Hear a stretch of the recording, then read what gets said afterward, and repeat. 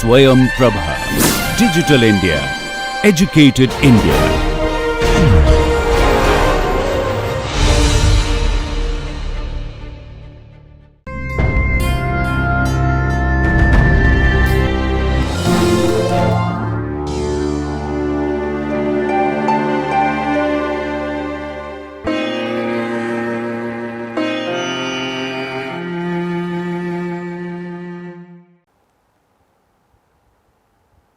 Neuromuscular junction is structure, special features and the transmission.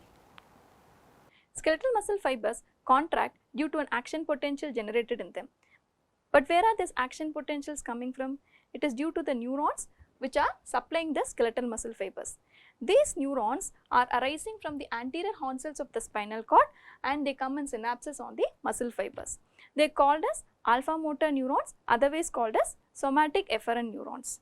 These neurons are myelinated, having the largest diameter, and they conduct the nerve impulses at highest velocity so that the nerve signals from the central nervous system is transmitted to the muscle fibers with a very minimal delay. These neurons, as they are approaching the skeletal muscle fibers, they branch into several terminals. They are called as terminal arborizations, and each branch of the neuron comes in synapses on a single muscle fiber. So, wherever the neuron is synapsing on a single muscle fiber, it forms a junction called as the neuromuscular junction. The branch of the motor neuron and the muscle fibers supplied by it forms a unit called as motor unit. So, the motor unit is the functional contractile unit of the muscle, and the size of the motor unit depends upon the function of the muscle. For example, in extraocular muscles of the eye, muscles of the hand, where it is more involved with fine and precise movements, each branch of a motor neuron can supply up to 3 to 6 muscle fibers. Whereas, in larger muscles of the thighs and legs, where they are involved in gross movements and especially maintenance of posture only, each branch of a motor neuron can supply from up to 600 to even 1000 muscle fibers. So, the size of the motor unit depends upon the function of the muscle. So, neuromuscular junction is the place where the neuronal membrane and the plasma membrane of the muscle, that is the sarcolemma, they oppose each other but they do not touch. So, wherever the neuron is opposing the skeletal muscle fiber, the plasma membrane of the muscle, it forms a depression or a plate like structure. So, it is also otherwise called as motor end plate. So, at this junction there are several modifications happening in the presynaptic nerve terminal as well as the muscle membrane. So, what are the modifications which are required for the effective neuromuscular transmission is what we are going to see in detail now. So, basically there are 3 regions of the neuromuscular junction. The motor neuron, as it is approaching the termination, first thing it loses the myelin sheath and divides into several branches, forming and ends on a terminal button or a synaptic knob. Because of the shape, it is called as a terminal button or a knob. The presynaptic nerve terminal ends on the postsynaptic muscle membrane, otherwise called as the motor end plate, and the space between the presynaptic nerve terminal and the postsynaptic muscle membrane is called as the synaptic cleft. So, there are 3 regions of neuromuscular junction: presynaptic nerve terminal, postsynaptic muscle membrane and the synaptic cleft. So, the transmission between the neuron and the skeletal muscle happens by means of a chemical transmission. In the neuron there is an electrical signal, what is generated in the muscle fiber is also an electrical signal, but because of the space, this continuity of transmission is happening by means of a chemical transmission or a neurotransmitter. So, where the nerve terminal is meeting the muscle membrane, at this place the muscle membrane is actually not a straight membrane.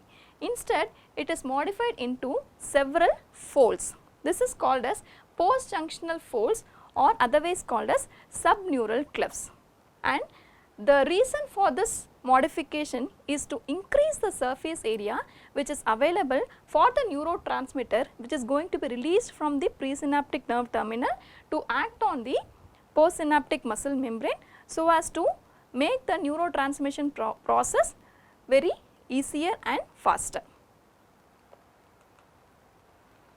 To go into the more details of the presynaptic nerve terminal, the presynaptic nerve terminal is loaded with vesicles which contain the neurotransmitter. The neurotransmitter at the neuromuscular junction is the acetylcholine molecule.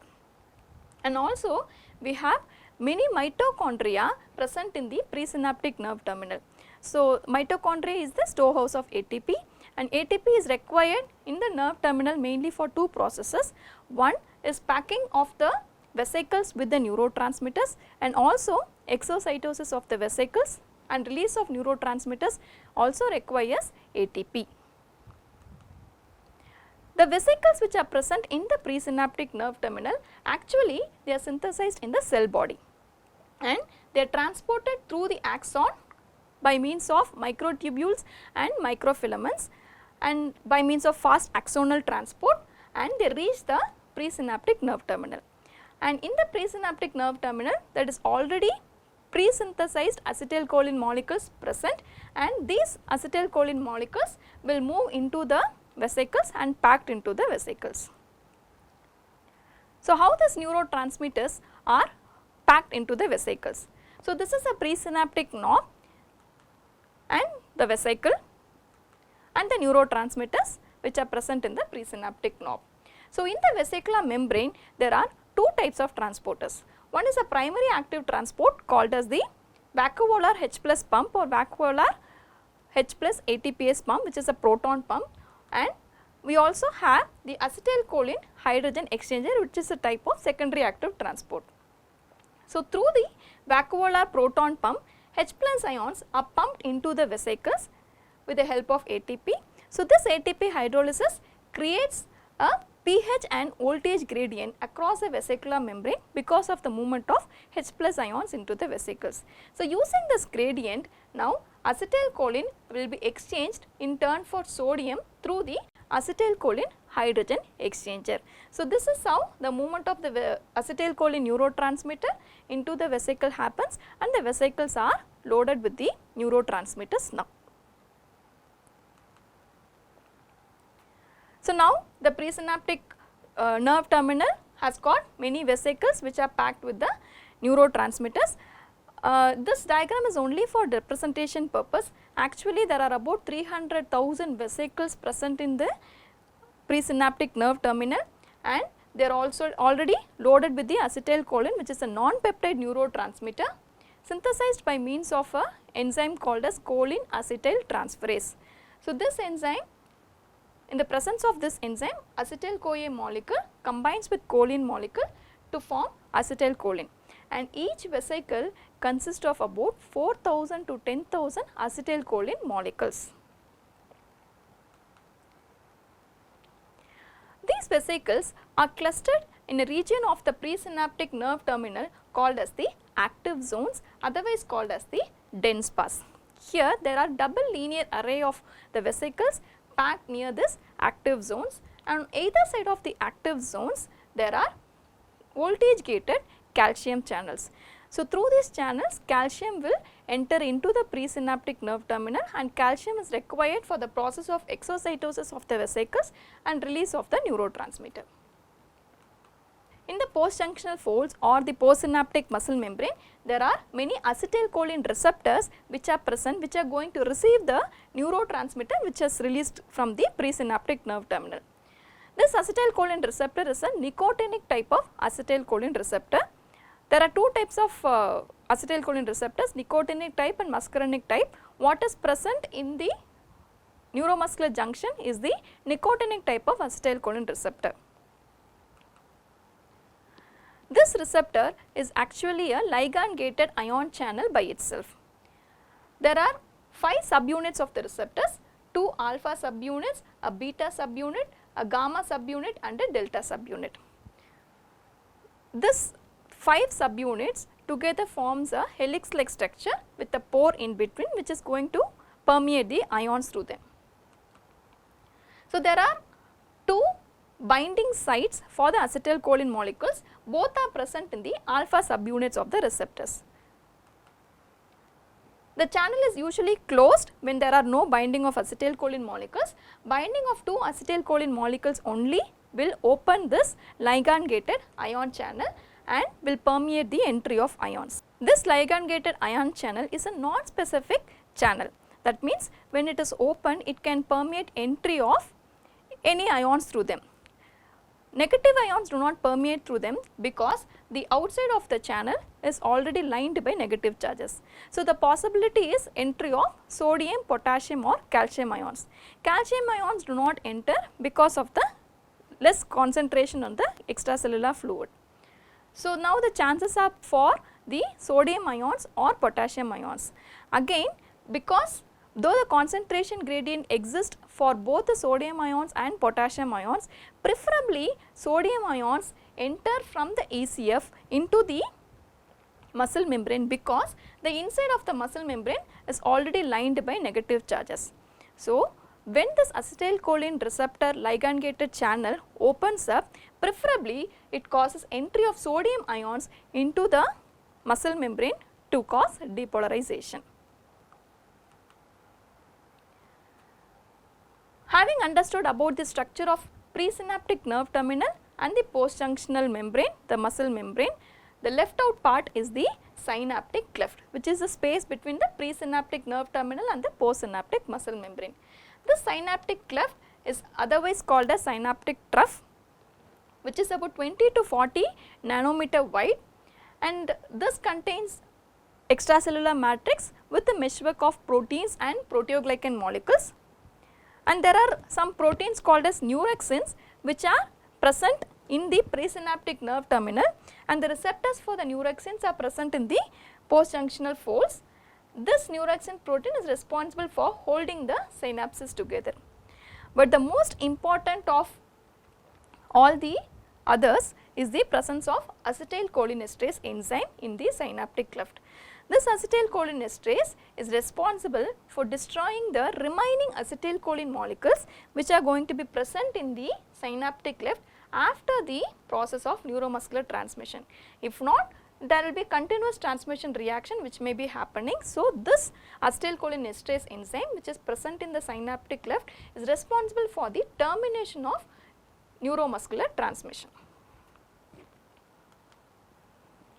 Having understood about the details of structure of the neuromuscular junction, now going to the steps of neuromuscular transmission. So, first thing is the arrival of the action potential in the presynaptic nerve terminal.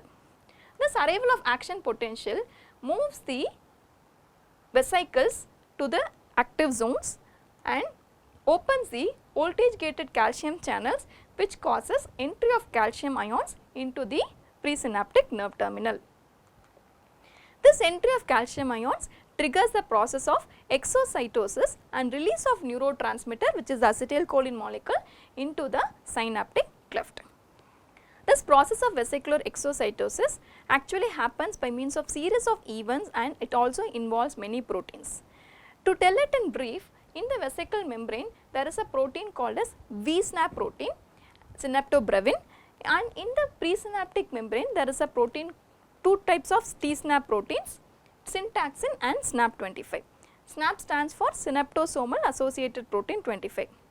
This locking of VSNAP protein and TSNAP protein together causes the vesicles to fuse with the presynaptic nerve terminal.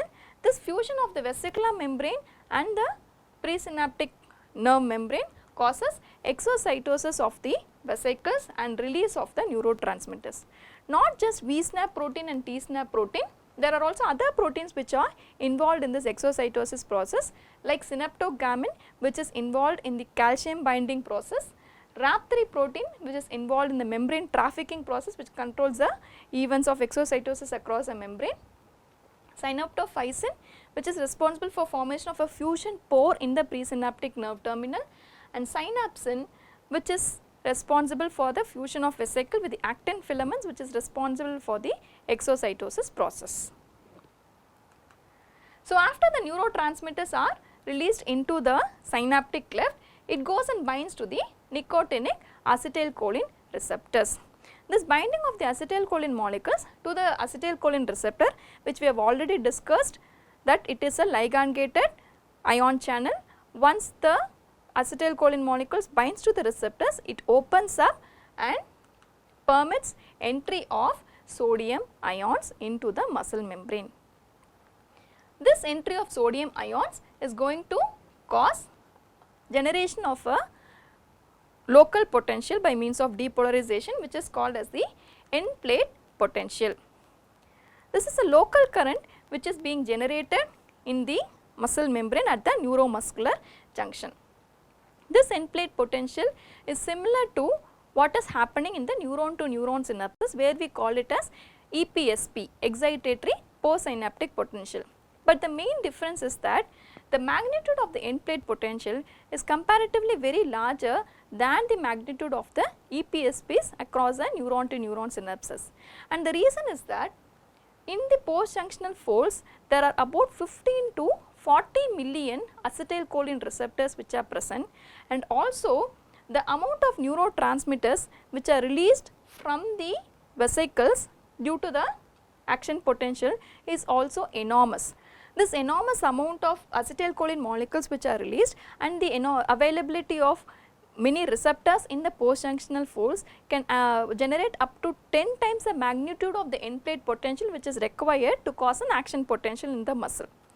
So, each end plate potential is of a magnitude of about 50 millivolts, but whereas what is happening in the neuron to neuron synapses of EPSP is only about 10 to 15 millivolts. So, summation of many EPSPs are required to cause an action potential across the neuron to neuron synapses, whereas in the neuromuscular junction a single end plate potential is more than enough to reach the threshold and generate an action potential in the muscle.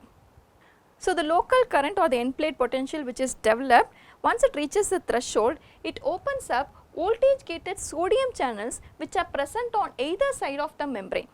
So, due to this local current, this channel, the voltage gated sodium channels will open and it will cause more further entry of sodium ions at a very higher magnitude, which leads on to generation of action potential in the muscle. So, this is how the end plate potential turns into an action potential in the muscle, and this action potential which is generated is capable of transmitting in both the directions. It propagates in both the directions of the muscle membrane, which further leads on to the contraction of the muscle. The resting membrane potential of a skeletal muscle fiber is about minus 90 millivolts. So, when it is stimulated, it first leads on to a generation of end plate potential, which can be up to, the magnitude can be up to from 30 to 50 millivolts. So, once the end plate potential reaches the threshold value of about minus 55 millivolts, it leads to the generation of action potential. And not just that, there is one more phenomenon happening in the neuromuscular junction, which is called as the miniature end plate potential. Even at rest in the neuromuscular junction, there are release of small packets of acetylcholine molecules into the synaptic cleft, which again binds to the receptor to cause a very small amount of potential called as miniature end plate potential. This event is called as a quantal event. That means the acetylcholine molecules are released in packets. So, when a nerve signal is being transmitted, when there is an arrival of action potential, it leads to a release of several quanta of acetylcholine molecules, which can lead to a generation of EPP and further action potential. This miniature end plate potential which is generated is usually of magnitude of about 0.5 millivolts only, and whereas a single end plate potential, it can be up to 50 millivolts. Once a neuromuscular transmission is done, now the transmission needs to be terminated. So, how this happens is mainly by destruction of the acetylcholine molecules by means of the enzyme called as the acetylcholine esterase. So, as we have discussed already, acetylcholinesterase enzyme is present in the synaptic cleft, which is responsible for destroying the acetylcholine or splitting up the acetylcholine molecules into acetyl-CoA and the choline subunits. So, this is the main way by which the acetylcholine molecules are destroyed, the remaining acetylcholine molecules are destroyed in the synaptic cleft.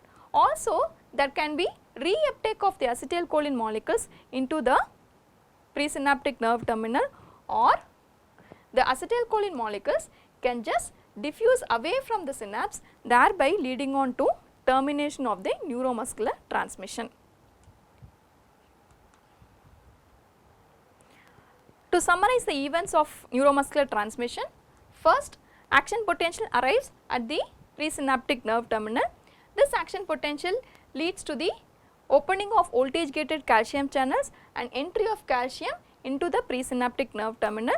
This causes exocytosis of the vesicles and release of the acetylcholine molecules into the synaptic cleft. This acetylcholine molecules now binds to the nicotinic type of acetylcholine receptors which are present at the postjunctional folds. This leads to the entry of sodium ions into the postsynaptic muscle membrane. An entry of sodium ions causes depolarization, a local current called as end plate potential, which leads to generation of action potential. So, once action potential is generated in the muscle, it propagates in both the directions of the muscle, which further leads on to the contraction of the muscle. Finally, the neuromuscular transmission is terminated by means of destruction of acetylcholine molecules with the help of acetylcholinesterase enzyme, or reuptake, or the acetylcholine molecule just diffuses away from the synapse, thereby leading on to termination of action. So, the neuromuscular transmission leads on to the excitation of the muscle by means of generation of action potential, which will further lead on to the contraction of the muscle, which is called as excitation contraction coupling. Thank you.